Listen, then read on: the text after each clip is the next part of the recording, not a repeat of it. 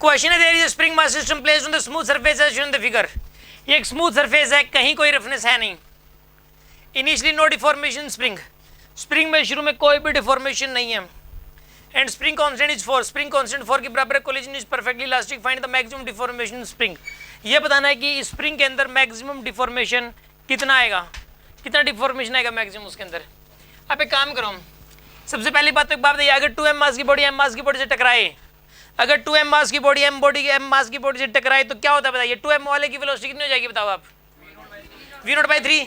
अगर 2m वाले की वेलोसिटी v0 है और अगर ये रेस्ट में है m मास वाली और ये 2m ये डबल मास की है, डबल m वाले जो डबल m मास है इसकी वेलोसिटी v0 है, तो यहाँ पे इसकी जो वेलोसिटी वो कोलिजन के बाद v0/3 हो जाएगी, 1/3 हो जाएगी जितनी है उसका, और इसकी जितनी हो जाएगी ना उसकी 4 गुना इसकी हो जाएगी, उसकी 4 गुना इसकी हो जाती है। समझ आ रही है ना बात आपको?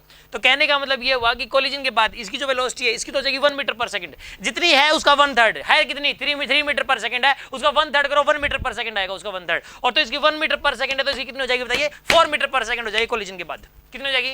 4 मीटर पर सेकंड। तो देखिए आप इसकी वेलोसिटी होगी आफ्टर कोलिजन, इसको टाई दो आप यहाँ पे, किसी काम करनी है, इसकी वेलोसिटी होगी 4 मीटर पर सेकंड। अब एक काम करो, इसके पास जो काइनेटिक एनर्जी है वो पोटेंशियल एनर्जी में जाएगी पूरी की पूरी।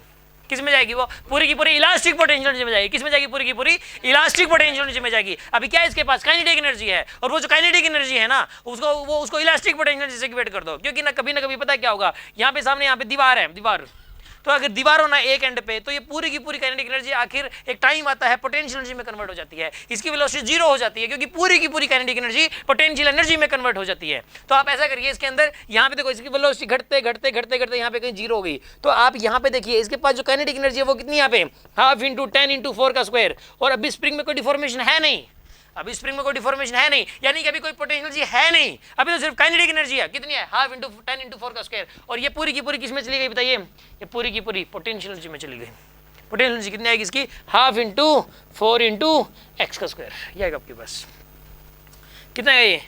80 = 2x², x² = 40, x = √40, ये आंसर आएगा।